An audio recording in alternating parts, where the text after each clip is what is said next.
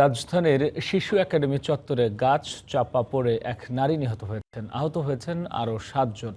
আহতদের Dhaka medical college হাসপাতালে ভর্তি করা হয়েছে। প্রত্যক্ষদর্শী ও আহতরা জানান, রাত ৯টার দিকে শিশু একাডেমির সামনে দিয়ে যাওয়ার সময় একটি নারিকেল গাছ হঠাৎ ভেঙে পড়ে। এ সময় একটি সিএনজি অটোরিকশায় ৫ আরোহী, রিকশা আরোহী ২ নারী ও এক পথচারী গাছের নিচে চাপা পড়ে আহত হন। এর মধ্যে গুরুতর আহত এক নারীকে হাসপাতালে নেয়ার পথেই মারা যান। বাকিদের ঢাকা মেডিকেল কলেজ হাসপাতালে ভর্তি করা হয়েছে।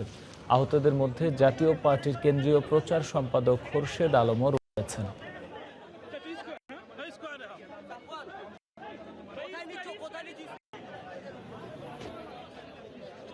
ইস্কানে আসতেছি, আমার কাছে যাত্রী জাম লাগছে, গাড়িটা গাছটা কিন্তু শব্দ করতেছে, তো আমি কিন্তু গাড়িটা নিয়ে দিচ্ছি টান, আমার কাছে কিছু ক্ষতি হয়নি, পিছিয়ে গাড়ি ছিল, এরা মাঝামাঝি পড়ছে। মানুষ যাইতে পারতেছে না, তো কিছু মানুষ গাছটা পড়ার লগে লগে কই থেকে জানি দৌড়ায় মোড়ায় আইসা ওই যে গাছটা ধরতেছে, দইরা কোন রকম মানুষগুলোর একটু বাঁচাইলো। যে মহিলাটা মারা গেছে তার স্বামী আর কি আহত, কিন্তু সুস্থ আছে। রিকশায় ২ জন যাত্রী ছিল, তারা খুবই আহত হয়েছে, মাথায় তাদের ব্লিডিং হচ্ছিল। আমরা তাদেরকে উদ্ধার করি প্রাথমিক অবস্থায়। সিএনজি ছিল, সিএনজির ভিতরে ৩ জন যাত্রী ছিল, আমরা তাদেরকে উদ্ধার করি।